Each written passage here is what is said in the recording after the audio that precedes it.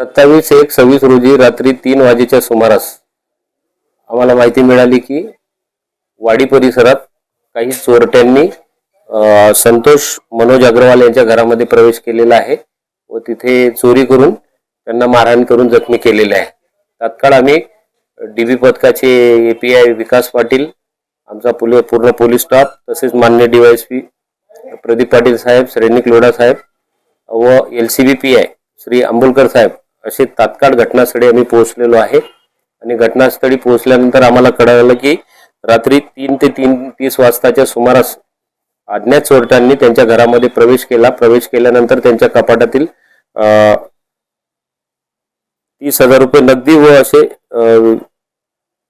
52,000चा असा सोन्या चांदीचे दागिने चोरून नेलेले आहेत। चोरून नेताना त्यांनी त्यांची आई या समोरील पलंगावर झोपलेल्या असताना त्यांच्या गळ्यातील चेन चोरण्याचा प्रयत्न केला। त्यांच्या ओरडण्यामुळे ते जागे झाले। जागे झाल्यानंतर मयंक अग्रवाल व मनोज अग्रवाल यांनी चोरट्यांना पकडलं आणि पकडून त्यांच्या दोघांचे हातापाई झाली। त्या हातापाई मध्ये एका चोरट्यांनी त्यांना काहीतरी तीक्ष्ण वस्तूंनी, लोखंडी वस्तूंनी मारहाण केली आणि त्यांच्या हातावर व शरीरावर देखील जखमा केल्या। त्यानंतर तात्काळ आम्ही आमच्या डीबी पथकाची टीम गावामध्ये आम्ही सगळ्यांनी नाकाबंदी लावून त्यांना शोध घेत असताना बस स्टँड परिसरामध्ये आमच्या डीबी टीमला पाहून 3 इसम पळून गेले। पळून गेल्यानंतर त्यांनी त्यांच्या हातातली एक पिशवी तिथे फेकली। त्या पिशवीमध्ये आम्हाला सोन्याची जी चोरलेली पोत आहे ती सापडली व एक टामी सापडली आणि आरोपींच्या चपला सापडल्या।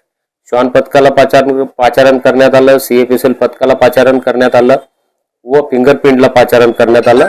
आरोपींचे सीसीटीव्ही फुटेज आमच्याकडे आहेत। माननीय पोलीस अधीक्षक श्री निलेश तांबे सर यांनी तात्काळ घटनेची दखल घेऊन सर्व यंत्रणा कार्यान्वित केलेली आहे। आमचे 4-5 पथक तयार झालेले आहेत। आमचं एक पथक नांदुरा, एक जळगाव जामोद, एक शेगाव, एक जलम परिसरामध्ये पथक रवाना झालेलं आहे। आमच्याकडे सीसीटीव्ही फुटेज उपलब्ध आहे। लवकरच त्याचा उलगडा होईल। जबरी चोरीचा प्रयत्न होता, 3 इसम होते।